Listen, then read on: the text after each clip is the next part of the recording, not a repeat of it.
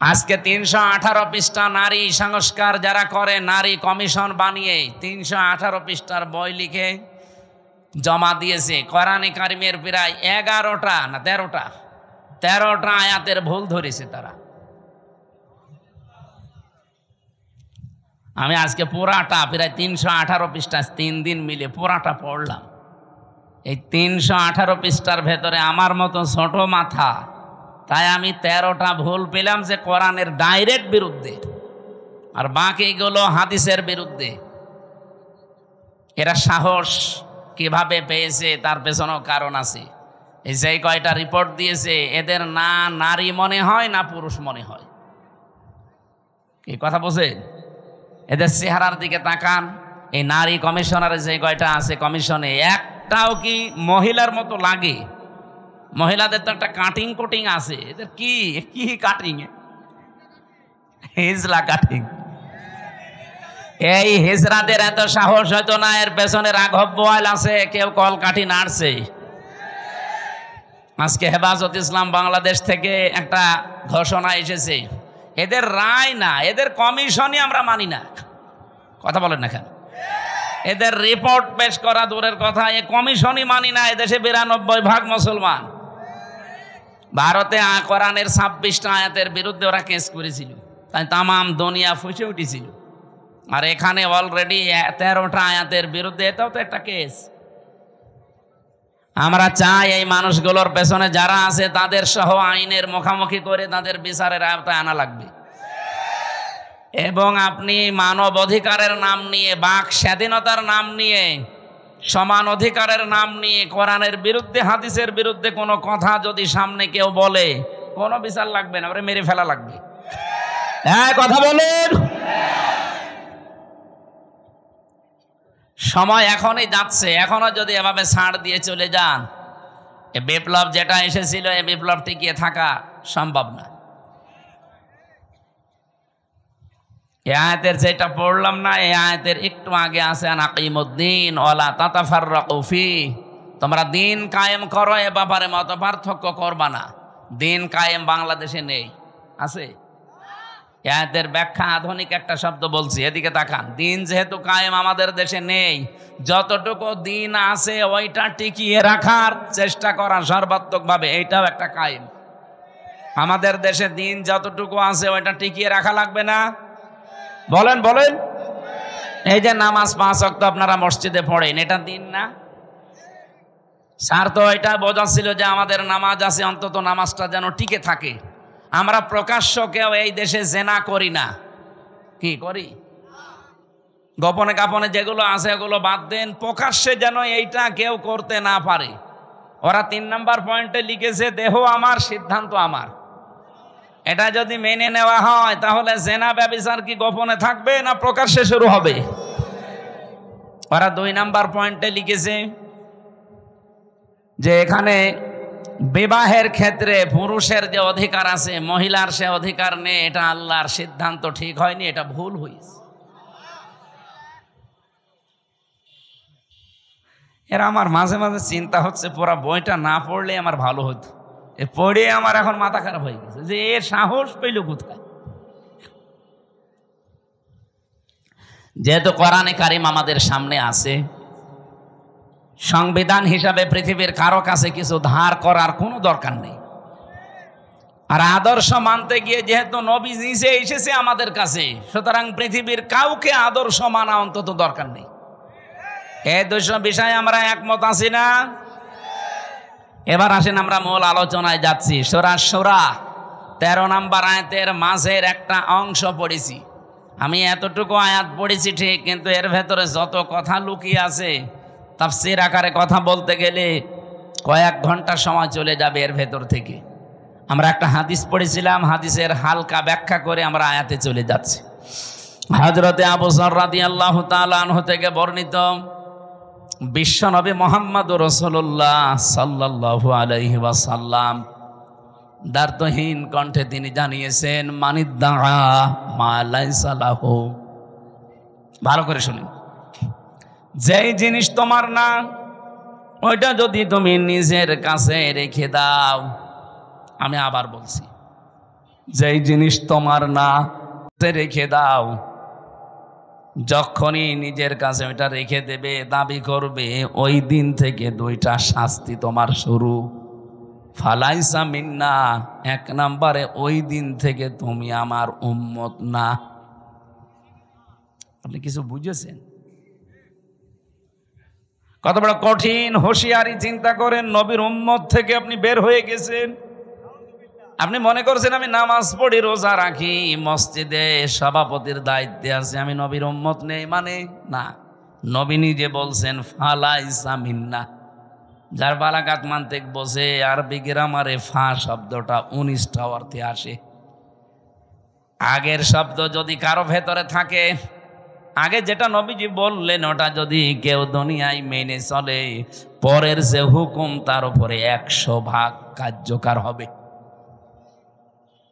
যেহেতু ফা না দিলে আমি হাদিসও পড়তাম না, এ ফাটা দিয়ে আমিও ঝামেলায় আছি। যে জিনিস যার না, ওইটা যদি কেউ দাবি করে নিজের আয়ত্তে নিয়ে নেয়, প্রথম শাস্তি শুরু হয়ে যাবে ওই দিন থেকেই। সে আর নবীর উম্মত থাকবে না। বাংলার মুসলমানেরা যদি নবীর উম্মত আপনি থাকতে না পারেন, হয় আপনি ইহুদি, নাই খ্রিস্টান, নাই মুশরিক। এক কথা বলছেন না? 4,500 লোক বাস করে, 4,500 ধর্মের লোক বাস করে দুনিয়ায়। এখন 810 কোটি মানুষ এখন পৃথিবীতে বসবাস করছে, মাত্র 175 কোটি আমরা। অন্তত অন্যান্য ধর্মে যারা আছে তারা তো আর নবীর উম্মত দাবি করে না। কয়েকদিন আগে সিঙ্গাপুরে ছিলাম, থাইল্যান্ডে গিয়েছিলাম, মালয়েশিয়া। অন্যান্য ধর্মের লোকদের সাথে আমি যখন রাস্তায় চলাফেরা করেছি গাড়িতে, ইহুদিরা জিজ্ঞাসা করি যে আপনার নাম কি? নাম শুনেই আমি বুঝেছি যেটা ইহুদি। যখনই বলছে আপনার নবীর নাম কি, হোয়াট ইজ ইয়োর প্রফেট, নাম জিজ্ঞাসা করলে বলে যিশু। যিশু মানে ঈসা আলাইহিস সালাম। আমরা যাকে হযরত ঈসা নবী বলি, ওরা যিশু বলে ডাকে খ্রিস্টানরা। ইহুদিদের কাছে যদি বলা হয় আপনার নবীর নাম কি, বলে যোসেফ। যোসেফ মানে মুসা আলাইহিস সালাম। হযরতে মুসাকে ওরা যোসেফ বলে ডাকে। ইব্রাহিম নবীর নাম তারা পাল্টিয়ে আব্রাহাম বলে। কি বলেন? কথা বুঝেন? এখন বলেন তো, যারা যোসেফ বলে ডাকছে, আমি ইহুদির সাথে মিশে প্রথমে ধরতেই পারি না যে ওটা ইহুদি। এত বড় বড় দাড়ি, জুব্বা একেবারে পা পর্যন্ত, পাগড়ি মাথায় দেওয়া একেবারে গোল করে, এইদিকে সামনে পেছনের কান্দে 4-5টা সাওয়াল পাওয়াল ঝুলতেছে। ওর স্ত্রী পাশে, হাত মোজা পা মোজা পরা, এমনকি মাথার উপরে দিয়ে নেকাব দেওয়া, একেবারে খাস পর্দা। দেখে বোঝার উপায় নেই যে ইহুদি। আমার মনে হচ্ছে বড় কোনো আলেম হবে। নাম শুনেই যখন বুঝেছি যে না, এ তো ইহুদির নাম। শুধু নাম শুনেই বোঝা না, নাম জিজ্ঞাসা করার পর আমি নবীর নাম জিজ্ঞাসা করি। নবীর নাম বললেই কেউ বলে যোসেফ, মানে ওটা ইহুদি। যিশু তার মানে খ্রিস্টান। অন্যান্য ধর্মের নবী যারা আছে, ওরা ওদের নবীদের নবী বলতে ওদের ধর্মগুরুর নাম বলে, আর এরা সরাসরি নবীরই নাম বলছে যে যিশু, যোসেফ, আব্রাহাম। ডেভিড বলে ডাকে দাউদ নবীকে তারা, ডেভিড। এবার আপনি যে প্রশ্নের জবাব দিতে পারবেন এখান থেকে, এই ইহুদি, এই খ্রিস্টান, এই মুশরিক, এই বৌদ্ধ যারা আছে, ওরা কোনোদিন বলবে যে আমার নবীর নাম মুহাম্মাদুর রাসূলুল্লাহ? বলেন বলেন। তাহলে নবীজির হাদিস ছিল কি, যারা নিজের না এরকম জিনিস নিজের আয়ত্তে নিয়ে নেন, ওই দিন থেকে আপনি আর নবীর উম্মত নেই। কথাটা এখন আপনি ক্লিয়ার না, এই জন্য আপনার কিছুই মনে হচ্ছে না। আমি পড়ে আমার ভয় লাগে। 2 নাম্বারটা তো আরো কঠিন, বলে তাবাওয়া মাকআদাহু মিনান নার, সে যেন জাহান্নামে নিজের একটা স্থান তৈরি করে নিল। বাংলাদেশ সহ বিশ্বের দিকে তাকান, আজ কত মানুষ যেটা তার না জোর করে নিজের আয়ত্তে নিয়ে নিচ্ছে। এই যে ইসরায়েল, বলেন তো 1940 সালে তাদেরকে থাকতে দিয়েছিল, খালি গায়ে খালি পায়ে এই শয়তানরা সারা দুনিয়ার কেউ তাদের ন্যায় নিয়ে ইহুদিদের। আমরা যেমন আজ রোহিঙ্গাদের থাকতে দিয়েছি দয়া করে মানবতার খাতিরে, এরা 1940 সালে এদের খালি গায়ে খালি পায়ে থাকতে দিয়েছিল। অথচ শয়তানরা এখন তাদেরকে বাড়ি ঘর থেকে উৎখাত করে দখল করে নিচ্ছে। এ কথা বলছে না কেন? এখান থেকে একটা কথা আছে কোরআনে সূরা ইউনূসের 99-100 নম্বর আয়াতে, ওয়ায়াজআলুর রিজসা আলাল্লাযীনা লা ইয়াকিলুন। কোন মানুষ যদি তার বিবেক জ্ঞান অনুযায়ী সিদ্ধান্ত নিতে না পারে, বিবেক অনুযায়ী যদি এই লোকটা কাজ না করে, তাহলে ভুল সিদ্ধান্ত তার উপরে আল্লাহ চাপিয়ে দেয়। এই নেতানিয়াহু নামে এই শয়তান, এই কোলাঙ্গার, এই জঘন্যতম পৃথিবীর মানুষ নামে একটা কলঙ্ক। এই লোকটা তার নিজের ইচ্ছা মিটাতে গিয়ে আজ যে ভুল সিদ্ধান্ত নিয়েছে, এটার কারণে আজ পুরা ইসরায়েল দাবানল চলছে। ওরা 108টা মেশিন ফিট করেছে, উন্নত পানি দিচ্ছে, কত স্প্রে দিচ্ছে না, জাহাজ পর্যন্ত পুড়ে ছাই হয়ে যাচ্ছে। কারণ এই আগুন তো আর হামজা লাগায়নি, কে লাগিয়েছে? কারণ আল্লাহর সিদ্ধান্তের বাইরে অবস্থান নিয়েছেন। বারবার পৃথিবীর মানুষ সতর্ক করেছিল যে এদেরকে থামান, নিজেদের যা আছে অতটুকু নিয়ে থাকেন না, ওরা সব দখল করে নিজের আয়ত্তে নিয়ে নেবে। ঠিক এই সিস্টেম এখন চালু করেছে ওর আর এক ভাই, এ নরেন্দ্র মোদী। আমাদের বাপ দাদাদের দেওয়া হাজার হাজার বিঘা জমি জায়গা, যেগুলো মসজিদ, মাদ্রাসা, খানকা, ঈদগাহ, গোরস্থানের জন্য ওয়াকফ করা ছিল, ওই শয়তানরা এখন এসে ওইগুলো সব একটা অবৈধ আইন পাশ করে সব দখল করে ভেঙ্গে গুড়িয়ে দিচ্ছে। গোবিন্দ পরামানিক গত পরশুদিন দেখবেন একটা লাইভ করেছে, হিন্দু মহাজোটের মহাসচিব এই লোকটা গোবিন্দ চন্দ্র পরামানিক। উনি লাইভে বলছিল যে এই মোদী নামে এই মাতালটাকে হিন্দু সম্প্রদায় যারা পৃথিবীতে আছেন তারা একে থামান। এই মাতাল যা করছে পৃথিবী বসবাসের অযোগ্য হয়ে যাচ্ছে। অলরেডি ভারতে দাঙ্গা লাগিয়ে দিয়েছে। কি কথা বলছেন এখন? যেহেতু প্রতিবেশী তো এ বাতাস আসলো বলে দেশে, কারণ ওদের সাথে কারোর মিল নেই। আপনি দেখেন ভারতের সাথে যে মালদ্বীপ, নেপাল, ভুটান, পাকিস্তানের তো নেই, আফগানিস্তানের সাথে একটা বর্ডার ছিল তাও মিল নেই, মায়ানমারের সাথে মিল নেই, চীনের সাথে মিল নেই, আমাদের সাথে মিল ছিল, বুবু ছিল, বুবু নেই, মিল নেই। বুবু ওখান থেকে যে কি করছে, জামিল মোহাব্বত একটু হয় আবার কেটে যায়। এজন্য কারোর সাথে যেহেতু ওদের সম্পর্ক ভালো না, মিল মোহাব্বত নেই, এই জন্য আমার মনে হচ্ছে এই বাতাস এই দেশেও আসলো বলে। সাম্প্রদায়িক সম্প্রীতি নাকি এই দেশে চলে না, নেই, অথচ তামাম দুনিয়ায় আছে যে এই দেশে আগস্টের 5 তারিখের পর থেকে এই 9 মাসে সব চাইতে সাম্প্রদায়িক সম্প্রীতি বৃদ্ধি হয়েছে। এতদিনও হতে পারেনি শুধু ওদের কারণে। একটা রিপোর্ট পেয়েছিলাম,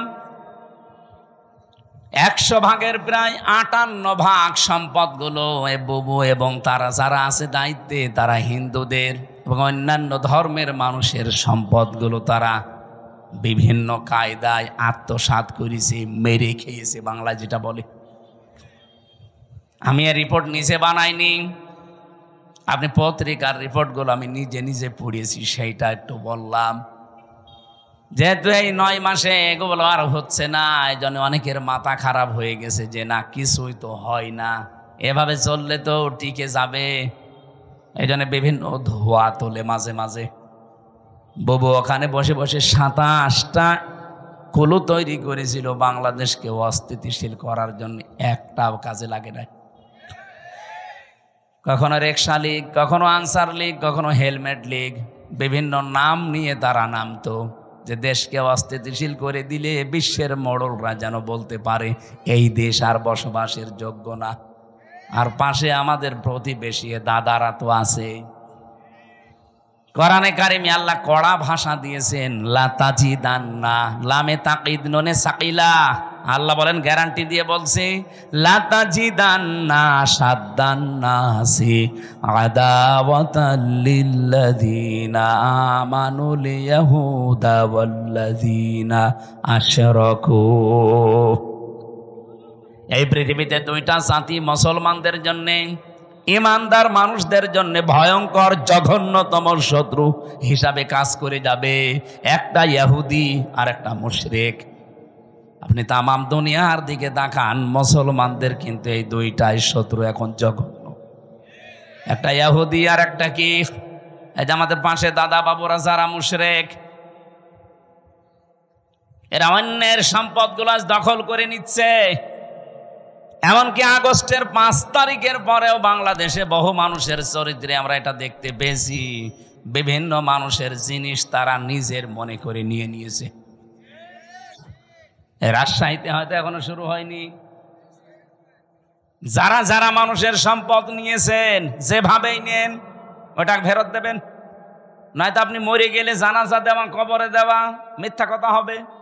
কারণ আমি কি বলে দেব আপনাকে, বিসমিল্লাহি ওয়া আলা মিল্লাতি রাসূলিল্লাহ, আল্লাহর নামে রসুলের আদর্শের উপরে রেখে গেলাম, আপনি তো রসুলের আদর্শে আর নেই। আমার এই কথার ওজন যারা টের পেয়েছেন তারা চুপ করে আছে। আপনি টের পেয়েছেন? যারাই যার যার জিনিস নিয়েছেন, যেটা আপনার না ওটা ফেরত দেন। হ্যাঁ, যদি ওটা আপনারই হয়ে থাকে, আপনি হাত ছাড়া করে ফেলেছিলেন, ওইটা আবার ফেরত পেয়েছেন, তাহলে আপনি হাদিসের আওতামুক্ত থাকবেন। আমি কথা বোঝাতে পারিনি? না না, ওখানে এখনো বুঝিনি অনেকে। যেটা আপনার ছিল কিন্তু হাত ছাড়া হয়ে গিয়েছিল এতদিন, আপনি ফেরত পেয়েছেন। আবার একটা দোকান ছিল, দোকান দখল করে নিয়েছিল, এরকম হয়নি বাংলাদেশে? ওই দোকান ফেরত পেয়েছেন। আপনি হাদিসের যে শাস্তি, যে আপনি নবীর উম্মত থাকবেন না, না আপনার জন্য না, কারণ আপনার জিনিস আপনি ফেরত পেয়েছেন। হ্যাঁ, কথা বলেন না কেন? কত মানুষের জমি জায়গা দখল করে নিয়েছিল 15.5 বছরে। আপনাদের রাজশাহী হয়তো এখনো কিছু হয়নি, টের পাচ্ছেন না। কুষ্টিয়ায় আমাদের হানিফ সাহেব কত টাকার মালিক, আমার মনে হয় আল্লাহর ও ছাড়া কেউ জানতো না। কি হইল এখন? বাড়ি পর্যন্ত এখন উজাড় গৃহ হয়ে গেছে। আমার মনে হয় হানিফ সাহেবের বাড়ির দিকে আল্লাহ আঙ্গুল এভাবে দিয়ে কোরআনের আয়াত নাজিল করিস, যদিও এটা এখন না, 1500 বছর আগের। সূরা নমলের ভেতরে পাবেন এটা, 19 নাম্বার পারা, 20 নাম্বার পৃষ্ঠার 7 নাম্বার লাইনের 52 নাম্বার আয়াতে আছে, ফাতিলকা বুয়ুতুহুম খাওয়িয়াতাম বিমা যালামু।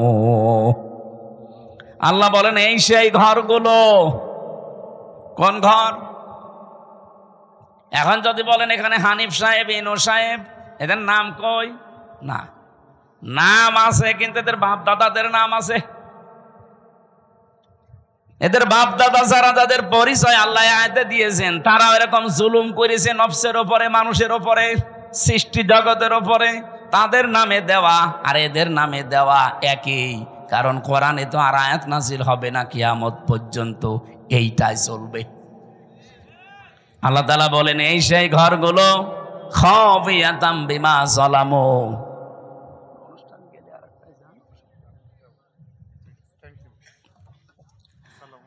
আমার ভাইরা,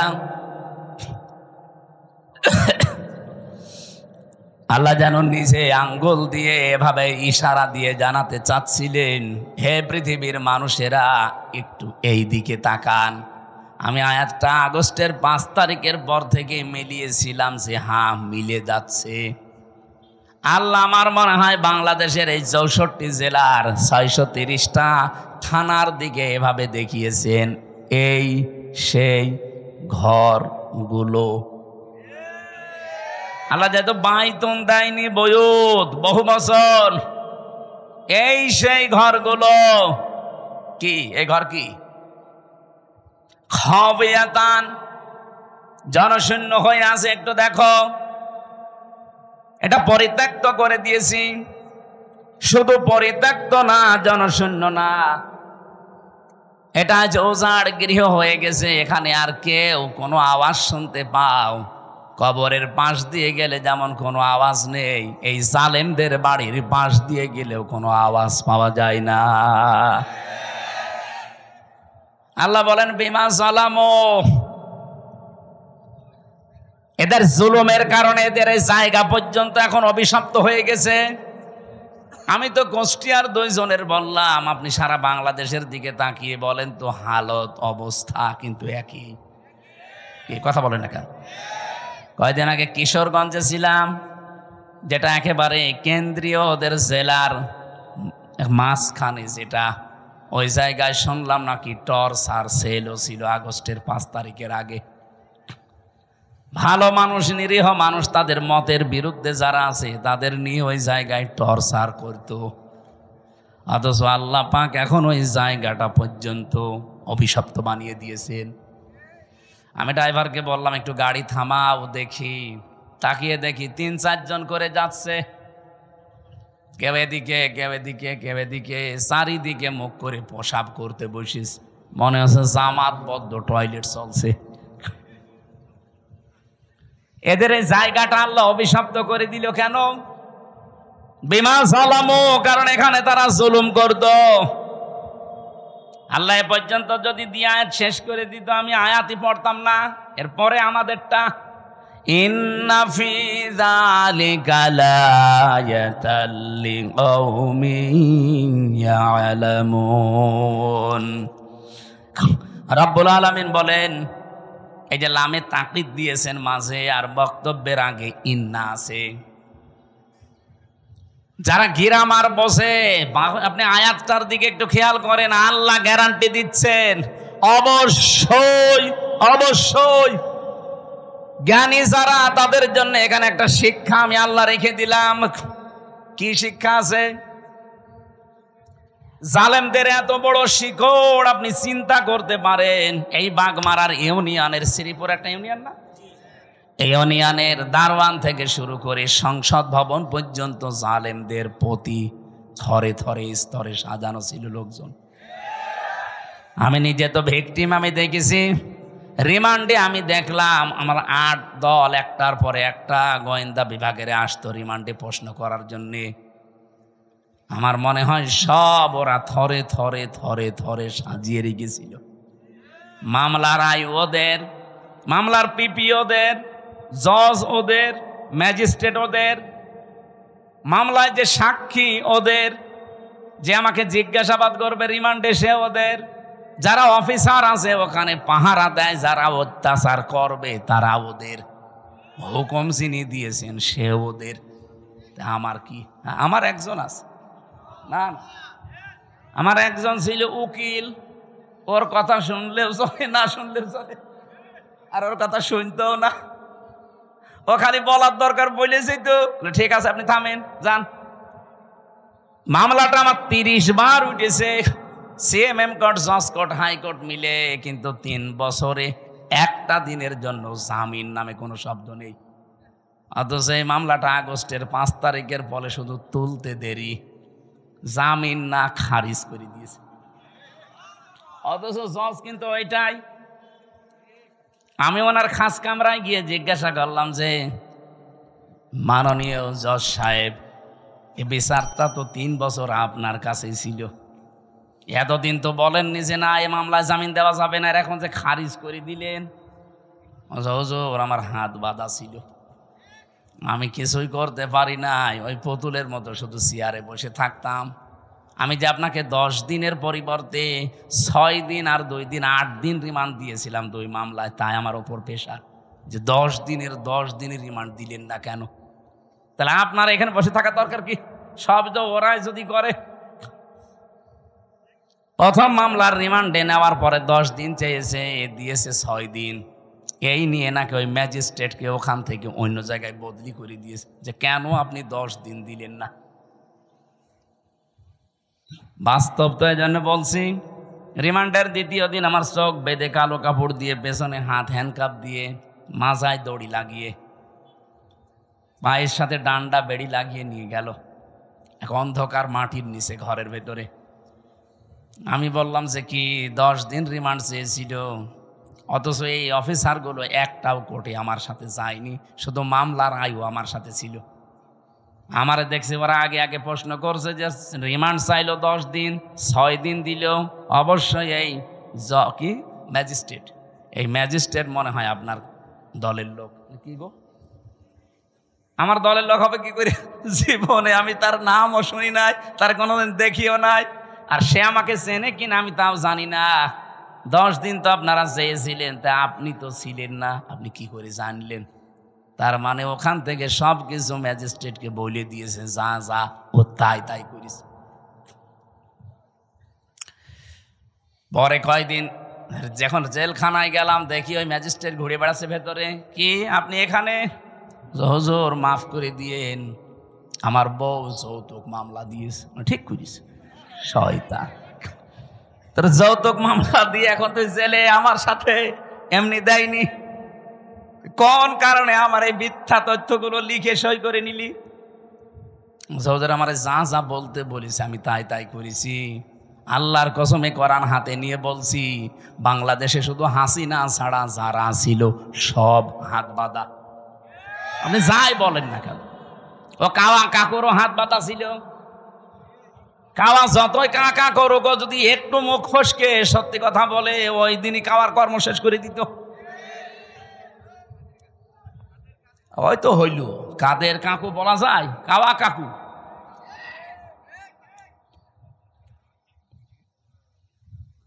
বলেন তো, এই যে স্তরে স্তরে সাজিয়ে রেখেছিল সব জায়গায়, কোনদিন ঘূর্ণাক্ষরও চিন্তা করেছে যে আমাদের এগুলো কোনদিন হারিয়ে যেতে পারে? কোরআনে কারিমে আমি আয়াত পড়েছি, সূরা আনআম 7 নাম্বার পারা 12 নাম্বার পৃষ্ঠার 4 নাম্বার লাইনের 45 নাম্বার আয়াতের প্রথম অংশে আছে, ফাকুতিআ দাবিরুল কওমিল্লাযীনা যালামু।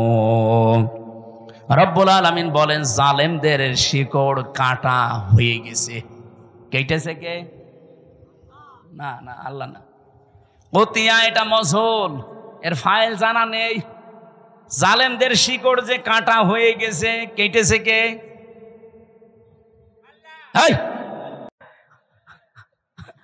এখানে আলেমরা বসে আছে না, মৌলানা, কতিয়া এর ফাইল কে জানা নেই, কেউ জানে না জালেমদের শিকড় কাটলো কে। আপনি হানিফের বাড়ি এখন যে জিজ্ঞাসা করেন যে একটা পায়খানার ইটও নেই, প্যানও খুলে নিয়ে চলে গেল, গেল কে? কেউ জানে না। শুধু কি হানিফের বাড়ি, সারা বাংলাদেশে জালেমদের অবস্থা একই? যায় হালকা পাতলা 2-1টা ছিল। এই ফেব্রুয়ারির 5 তারিখে আযাবুল বুলডোজার নাজিল হয়ে সব শেষ। এ জেলায় নাজিল হয়নি? আমার প্রশ্ন ছিল কি বলেন তো, জালেমদের এত বড় শিকড় যদি কেটে ফেলা হয়ে যায়, আগামীতে যারা চেয়ারে বসবেন, কারা বসবেন আমরা জানি না, যারাই বসবেন সাবধান, জনগণের উপরে যেন জুলুম না হয়। তাহলে 5 বছর পরে আপনার বাড়িও শ্মশান হয়ে যাবে। এ পর্যন্ত বুঝেছেন নাকি হাঁ করে আছেন? সুতরাং যার যা জিনিস নিয়েছেন, চুরি করে হোক, ডাকাতি করে হোক, চাঁদাবাজি করে হোক, যা নিয়েছেন যেটা আপনার না ওটা ফেরত দেন। হ্যাঁ, যদি আপনার জিনিস আপনি ফেরত পান অসুবিধা নেই। এই যে ইসলামী ব্যাংক, যাদেরটা তারা ফেরত পেয়েছে। অনেকে বলছে না এটা চিন্তায় হয়েছে। চিন্তা হয়েছে মানে ইসলামী ব্যাংকে আপনার বাবার নাকি? যাদের ব্যাংক তারা ফেরত পেয়েছে, তাদের মাথার ঘাম পায়ে ফেলে টাকা দিয়ে ব্যাংক করা, কথা বলেন না কেন? ব্যাংক যাদের তারা ফেরত পেয়েছে, জিনিস যার সে যদি ফেরত পায় এই হাদিসের আওতা মুক্ত থাকবে সে। কিন্তু আপনার জিনিস না, আপনি বাবা শাহজালাল সব হালাল বলে দখল করে নিচ্ছে। এটা যারা করেছেন আগামীতে ফেরত দিয়ে দেন কালকেই, নাই তো আপনি নবীর উম্মত আর নেই। আপনি মরে গেলে আমারে দিয়ে জানাজা না, কাবার ইমাম দিয়ে জানাজা পড়িয়ে মাটি দেবেন, কবরে আযাব শুরু হয়ে যাবে। এরপরেও যদি কেউ না বোঝার ভান করে থাকেন, এদিকে আসেন, আসেন, এমন জোরে কানের নিচে 2টা দেব না, সব টের পেয়ে যাবে। যাব না। ওয়ালিয়াতাবাওয়া মাকআদাহু মিনান নার, সে যেন জাহান্নামে নিজের একটা স্থান তৈরি করে নিল। আমার তো হাদিসটা পড়ে মনে হয় খাপের খাপ এই দেশে অনেকের জীবনে মিলে যাচ্ছে। আমরা যারা বেঁচে আছি অন্তত আল্লাহ যেন আমাদেরকে বাঁচিয়ে রাখেন, বলেন আমিন। আরে ভাই, আপনার সবার জন্য কথা বলছি, যারা এগুলো করেছেন ফেরত দিয়ে দেবেন। আমি আবার বলছি, হ্যাঁ, আপনারটা যদিও দখল করে নেয় এতদিন, ওটা যদি আপনি ফেরত পেয়ে থাকেন, আপনি হাদিসের বাইরে থাকবেন। এবার যদি না বোঝেন, আমার আর বাংলায় বলা সম্ভব না, আমি বাদ দিয়ে দিলাম, জান আপনার আয়ু ছেড়ে দিলাম। আমি সূরা মাত্র একটা আয়াতের 5 ভাগের 1 ভাগ পড়েছি। কাবর আলাল মুশরিকিনা মা তাদউহুম ইলাই। এবার তাফসীর আকারে কথা বলতে চাই। সূরা কোন সূরা? সূরা মানে সংসদ।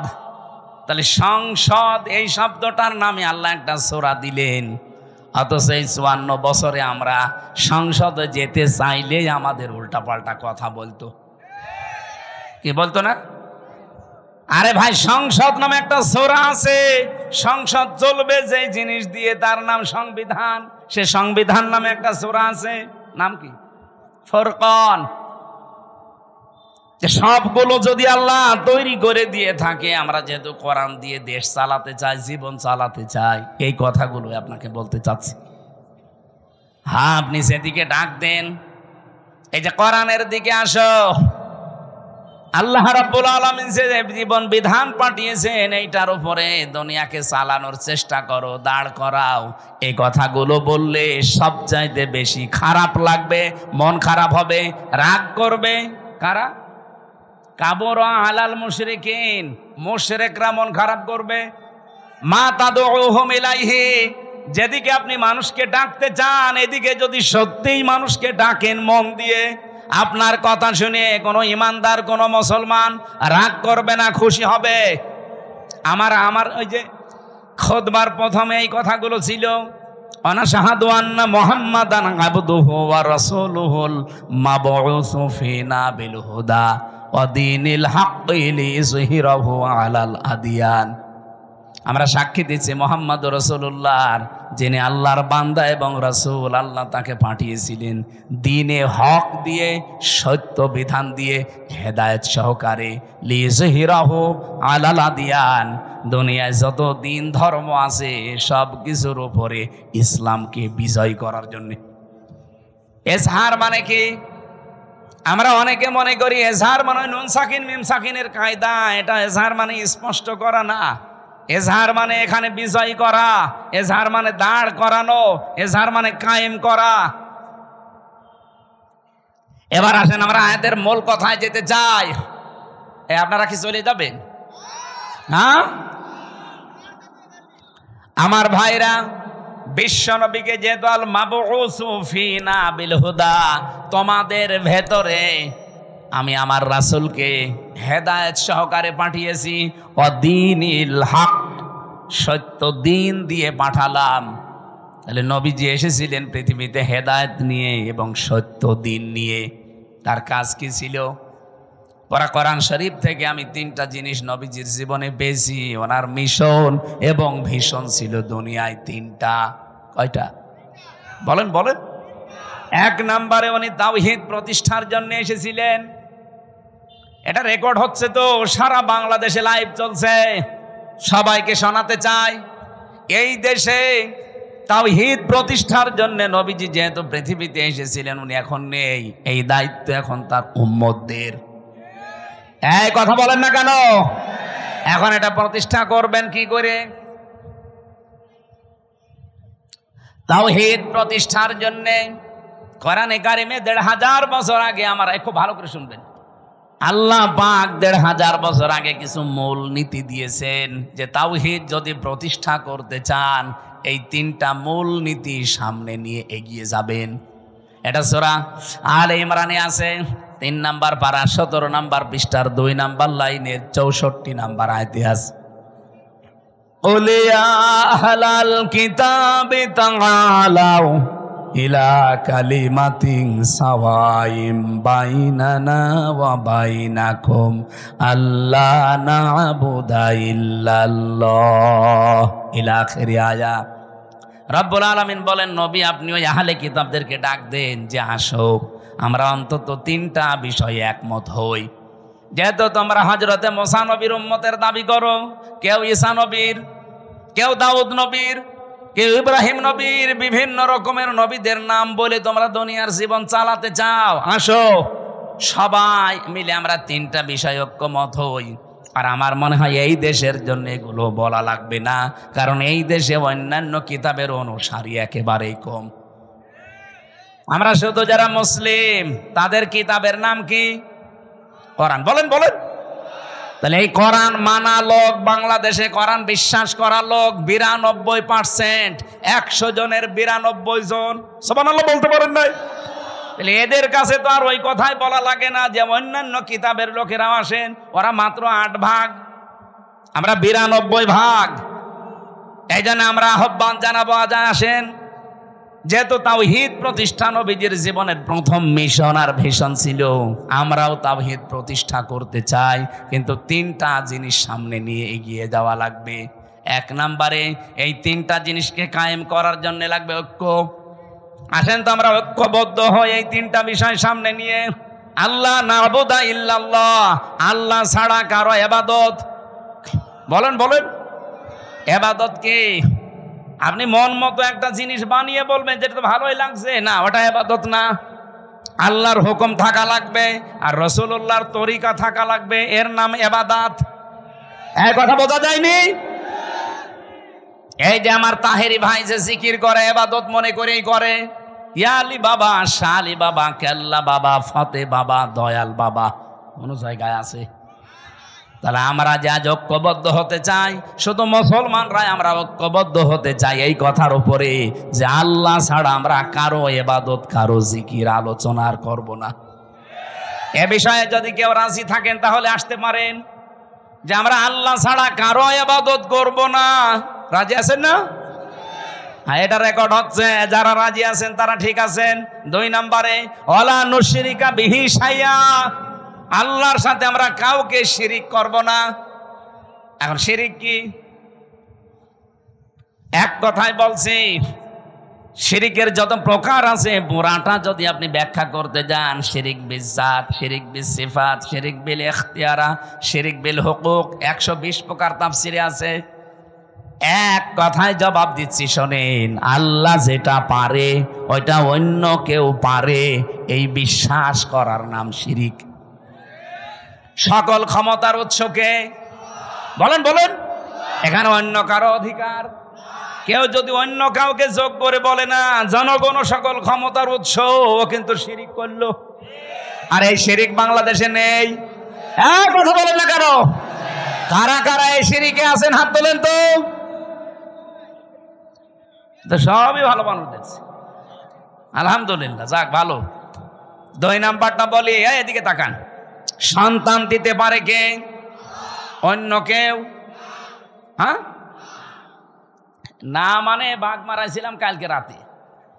কোন জায়গায় জানো? ওই যে বেলঘরিয়া হাট ফাজিল মাদ্রাসায়, এই যে এখানে না বাঘমারা, হয়তো বাঘমারা, যে বাড়িতে আমাকে নিয়ে এসে বসিয়েছে, ওই বাড়ি আনার 2টা ছেলে, আর একটা পেটে এসেছে শুনলাম 6 মাস। উনি পরীক্ষা করে দেখেছে ওইটাও ছেলে, কিন্তু উনি মেয়ে চাই।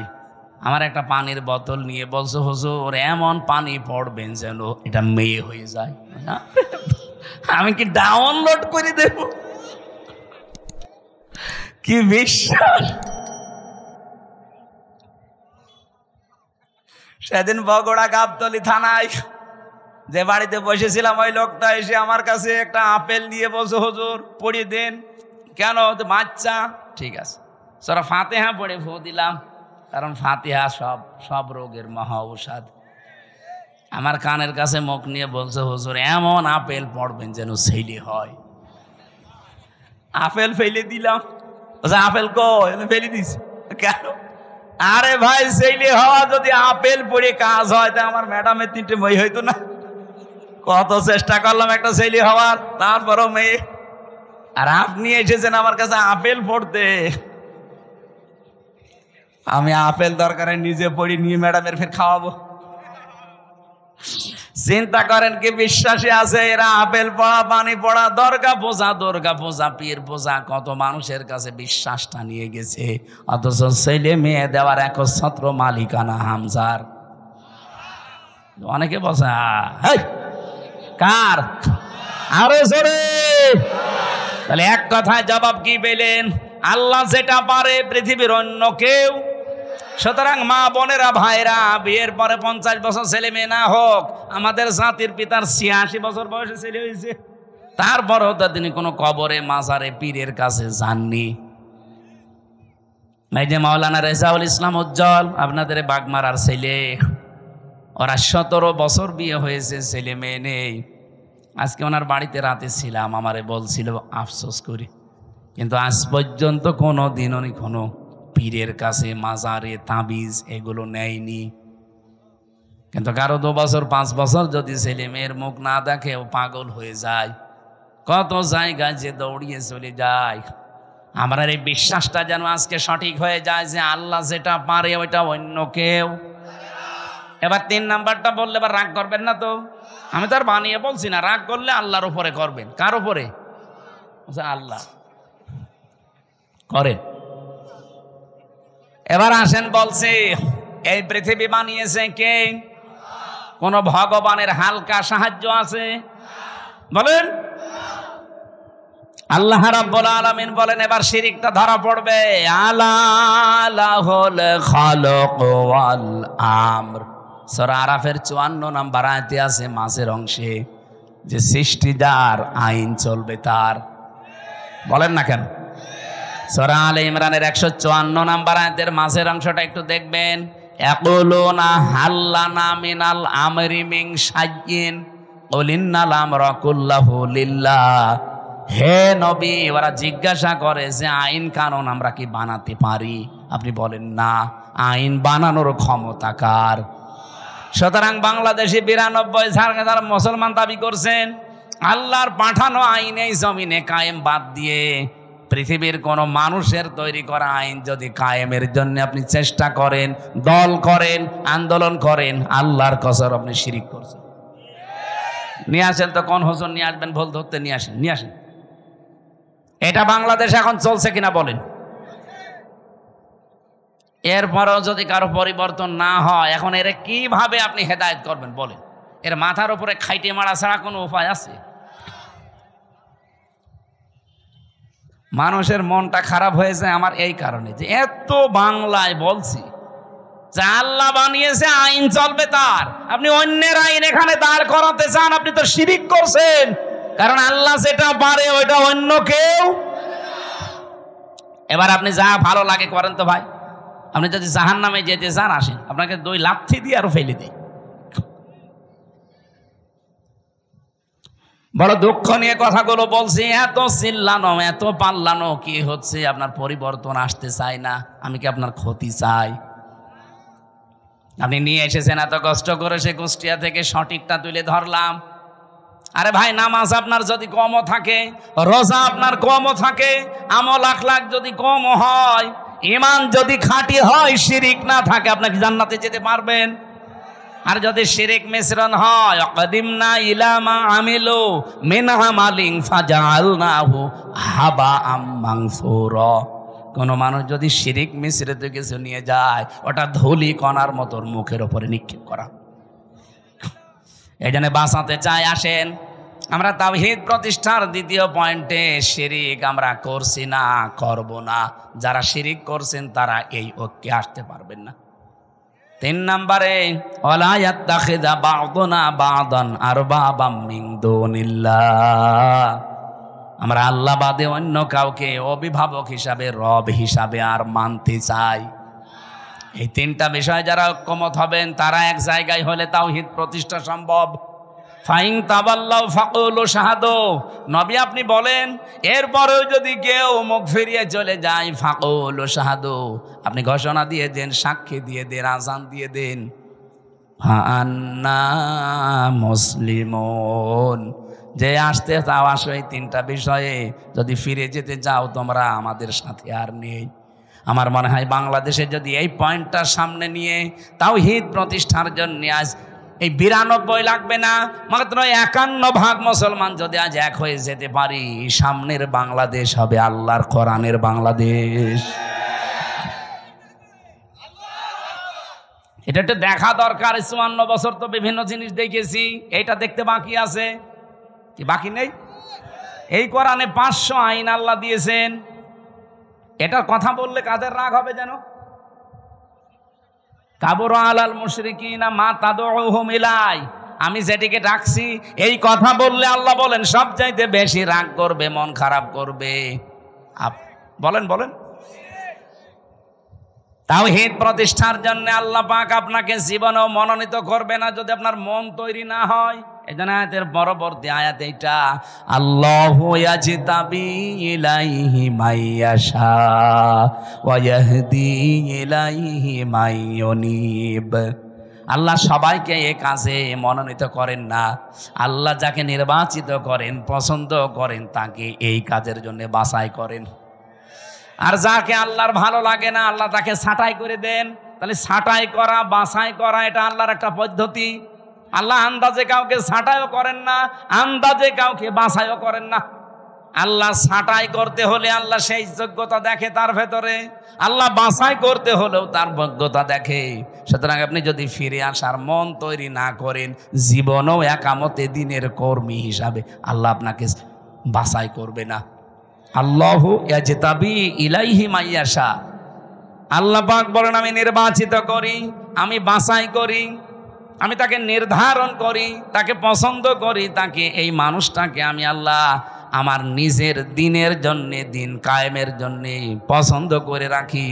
যখন দেখি ওয়াহদি ইলাইহি মাইয়ুনিব, ওই লোকটা আমার দিকে ফিরতে চায়। আপনার মনই যদি না থাকে, আল্লাহর কথায় আপনার মন তৈরি হয় না, হামসার কথাই হবে। এজন্য মনটা আগে তৈরি করেন। আজ বাংলাদেশে 92% মুসলমানের সবাই এ দেশে ইসলাম কায়েম হোক চাই না। আমি আগস্টের 5 তারিখের আগে একটা জরিপ পেয়েছিলাম, মাত্র 100 জনের 15 জন বলতো আমরা এই দেশে ইসলাম কায়েম চাই। তার ভেতরে এই মীর সাহেব একজন হয়তো। আপনি জিজ্ঞাসা করে দেখেন, আপনি চান না রাষ্ট্রে ইসলাম কায়েম হোক? এরকম মাত্র মানুষ মাত্র সারা বাংলাদেশ মিলে 100 জনের 15 জন।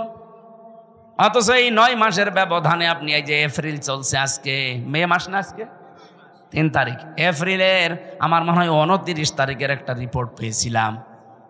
এটাই যে মাইক্রোসফট দিয়েছে, এটা খ্রিস্টানরা 227টা দেশ নিয়ে তারা এই রিপোর্ট পেশ করেছে। বাংলাদেশ নিয়ে একটা রিপোর্ট এই খ্রিস্টানরা দিয়েছে। এই মাত্র 9 মাসে বাংলাদেশ যে চেঞ্জ হয়েছে, এই দেশে এখন 15 জন না 100 জনের 77 জন মানুষ চাচ্ছে এদেশে ইসলাম কায়েম হোক। 77 জন চলে গেছে, আর কিছুদিন যেতে দেন।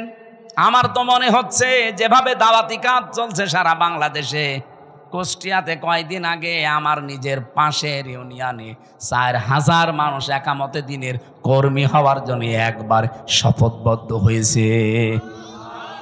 কোরআনে কারিমে পড়েছিলাম 1500 বছর আগের আয়াত, ইযা জা নাসরুল্লাহি ওয়াল ফাত। যখন আল্লাহর সাহায্য আসবে তখন আপনি বিজয় দেখতে পাবেন। আর বিজয় আসলে আপনি প্রথম নাম্বারে দেখবেন অরাইতান নাসা ইয়াদখুলুনা ফি দীনিল্লাহি আফওয়াজা। দলে দলে পালে পালে মানুষ ইসলামে প্রবেশ করছে। প্রশ্ন আসতে পারে, ওরা তো মুসলমান, আবার ইসলামে আসলো কি করে? না, যারা আল্লাহর দিন কায়েমের জন্য, আল্লাহর আইন কায়েমের জন্য চেষ্টা করে না, এগুলো মুসলমান হতে পারে না।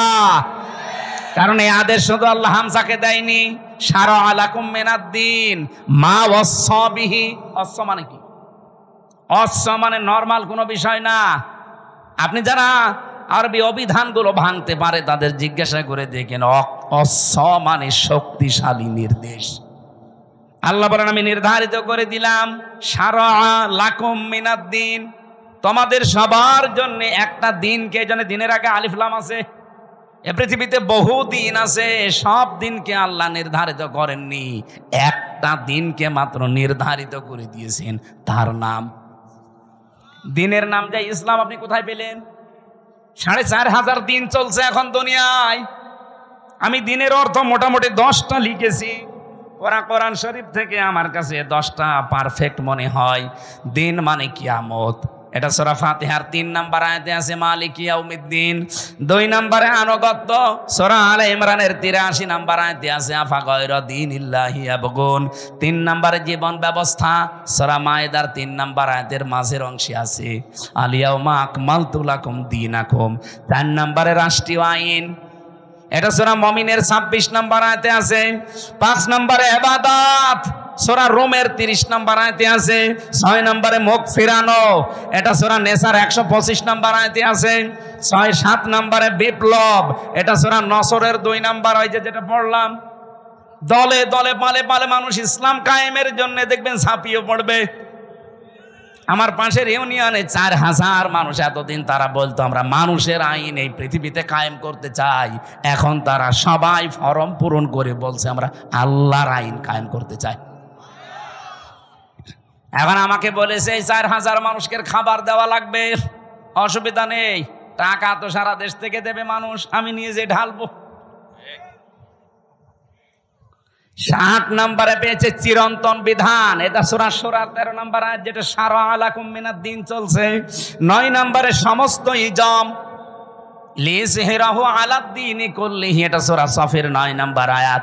10 নম্বরে পেয়েছি স্থায়ী শান্তি, এটার মাঝে যেটা আছে আনাকিমুদ্দিন ওয়ালা তাতাফাররাকু ফি। আমার এই ছোট্ট মাথায় যদি এতগুলো দিন সম্পর্কে কোরআনে থাকে, মীর সাহেবের মতো বড় বড় মাথা যাদের তো আরো আছে। তাহলে আল্লাহর বিজয়, সাহায্য আসলে বিজয় আসবে, এ গ্যারান্টি কার? আর বিজয় আসলে তার নমুনা চিহ্ন সিমটম কি? দলে দলে পালে পালে আফওয়াজা, মানে দলে দলে, ফি দীনিল্লাহি, আল্লাহর দিনের ভেতরে। এই যে দিন মানে জীবন ব্যবস্থা, জীবন বিধান, রাষ্ট্রীয় আইন, কতগুলো বললাম না? আল্লাহর জমিনে আল্লাহর দিন কায়েম করা, এটা যদি কারো কাছে রাজনীতি মনে হয়, কারো কাছে ধর্ম ব্যবসা মনে হয়, আপনার কাছে দুনিয়ার কাজ মনে হয়, মনে করেন আমি এইটাই জীবনের আসল কাজ মনে করি। কারণ দিন কায়েম নেই, এই জন্যই ডাকাতি হচ্ছে, এই জন্যই চুরি হচ্ছে, এই জন্যই ছিনতাই হচ্ছে, এই জন্যই ঘুষ চলছে, এই জন্যই ডাকাতি চলছে, জেনা চলছে। 4 বছরের আসিয়া পর্যন্ত বাদ যাচ্ছে না। হ্যাঁ, কথা বলে না কেন? এই আয়াতটা নাজিল হয়েছে কখন? আলেমদের জিজ্ঞাসা করেন। মক্কার জীবনে, মক্কার জীবনটা 4 ভাগ। প্রথম 3 বছর কষ্ট, এরপরে আরো 5 বছর আরো কষ্ট, এরপরে আরো 3 বছর আরো কষ্ট, এরপরে আরো 2 বছর আরো কষ্ট। আপনি 4 ভাগে মিলিয়ে দেখেন ইসলামের ইতিহাস থেকে, এই 4টা ভাগ করলে নবীজির জীবনের সর্বশেষ যে পয়েন্টটা আছে সেই পয়েন্টে কিন্তু আয়াতটা নাজিল হয়। আল্লাহর নবী কষ্ট করেছিলেন সব মিলে কত বছর? 13। বলেন বলেন। 3 বছর আর 5 বছর কত হয়? এরপরে 2 বছর, এরপরে 5, না এরপরে 3, এরপরে 3, প্রথমে 3, এরপরে 5, এরপরে 2, এরপরে 3, এই 13টা বছর তিনি কষ্ট করে, এই এদিকে তাকান, 13 বছর কষ্ট করে শেষ হয়ে যায়নি। 13 বছরের পরে উনি 10 বছর এইটা দিয়ে রাষ্ট্র চালিয়েছিলেন। আমি হিসাব করে মিলিয়েছি, এই বাংলাদেশে অলরেডি আমরা কষ্ট স্বীকার করে ফেলেছি মক্কার এই জীবনের মতো 15 বছর। এক কথা বলুন, অলরেডি 15 বছর আমাদের চলে গেছে কষ্ট স্বীকার করা, মক্কার জীবনের মতোই পার করেছি। আপনি দেখেছেন না কত পক্ষপাতিত্ব ছিল? এমনিতেই কোটা আন্দোলন শুরু হয়েছিল, দেওয়ালে পিঠ থেকে গেছে তাদের। আমি আর এই ভাই 3 জন অনার্স মাস্টার্স করে একেবারে একই রেজাল্ট, শুধু আমাদের দলীয় পরিচয়ের কারণে জায়গা মতো আমারে উঠতে দেবে না। কি এরকম ছিল না দেশে? ওনার দলীয় পরিচয়, উনি ছাত্রলীগের কর্মী, চাকরি হয়ে যাবে। আমি শিবির করি, আমার কোনো চাকরি তো দূরের কথা, রাজাকারের বাচ্চা বলে পেছনে ঠেলে দেবে। এটা শুরু হয়নি। অনেক বিএনপি করে, এই জন্য ওনারা গুম করে দেবে। আমার রিমান্ডে যেদিন 8 দিন চলে মাটির নিচে, আমি দেখেছি ছাত্র দলের এক ভাইকে, চট্টগ্রামে বাড়ি, ওনারা নিয়ে এই নখগুলো তুলছিল। আমারও একটা টিপ দিয়েছিল, এই দেখেন, 3.5 বছর হয়ে গেলে এখনো পর্যন্ত এই দাগটা মেটে নাই। আর ওই ভাইয়ের তো পুরা নখ তুলেই ফেলেছে। কি চিৎকার দিয়ে, আমার পাশের ছেলে ছিল, কি চিৎকার দিয়ে কাঁদছিল। ভালো মানুষ নিয়ে গেল, আসার সময় দেখি আর নড়তে পারছে না। এই চোখটা বেঁধে নিয়ে নেয়, প্রথমে পেছনে হাত বেঁধে দেয়, যাবার পর এরকম একটা চেয়ারে বসায়, ক্লিপ দিয়ে আটকিয়ে দেয়, হাত পা আটকিয়ে দেয় ক্লিপ দিয়ে, মাথার সাথে একটা বেল্ট লাগিয়ে দেয় যেন আপনি মাথাও নড়াচড়া করতে না পারেন। একটা সুইচে টিপ মারবে, 1 মিনিটে আপনি 120 বার ঘুরবেন। আমার রিমান্ডের কাছের ঘরের ভেতরে নিয়ে দেখি এসপি ইমরান ওর নাম। এই লোকটা এসে আমার একটা মেশিন দেখিয়ে বলছে যে এইটা দিয়ে আমরা নখ তুলি। এমন ভাবে যে হাত সেট করা আছে, আপনি যা নড়াচড়া বন্ধ, শুধু মেশিনটা এভাবে লাগিয়ে দেয়, একটা টিপ মারার পরে নখগুলো একবারে সব খুলে চলে আসে। আরে ভাই, নখ খুলে আসলে ছেড়ে দিলে বাঁচি না, ওর ওপরে লবণ ছিটিয়ে দেয়। আপনারা তো হাত বাঁধা নড়তেও পারবেন না, বলেন তো নখ যদি খুলে নেয়, ফিনকি দিয়ে রক্ত বের হয়, ওর উপরে লবণ ছিটালে কেমন লাগতে পারে? আমার এক চাপে যদি 3.5 বছরে ভালো না হয়, যার নখ পোড়া তুলে ফেলেছে, ওর কি অবস্থা? শিবিরের শফিকুল ইসলাম মাসুদ ভাই, বিশেষ করে দেলাওয়ার ভাই, আমার যে রিমান্ডে নিয়েছিল অফিসার, ওনারও দায়িত্বে ছিল, বলছে ফুটবলের মতো পিটিয়েছি, ওরে খালি লাত দিয়েছি। ওর নাম ডিসি নজরুল ইসলাম মোল্লা, আর একজনের নাম হচ্ছে ডিসি মশিউর। আর আমার দায়িত্বে ছিল আসাদুজ্জামান, কাউন্টার টেররিজমের প্রধান, এই শয়তান গোপালগঞ্জের মাল। ওরা যদি আমি একা একা কোনো জায়গায় পাই না, মুসলমানই দিয়ে দিতে পারবো। শয়তান। দেলাওয়ার ভাইকে যে পিটিয়েছে, সে আমারও দায়িত্বে ছিল।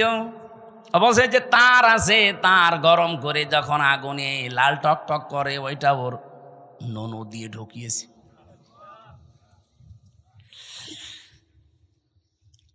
ওনার লজ্জাস্থান নষ্ট হয়ে গিয়েছিল, পরবর্তীতে চিকিৎসার মাধ্যমে আল্লাহ আবার ফেরত দিয়েছে। এখন আপনাদের পাশে বগুড়াতে বিয়ে। বাংলাদেশের সবচাইতে বেশি 67 দিন রিমান্ডে ছিল আল্লাহর এই বান্দা, জীবন্ত শহীদ দেলাওয়ার।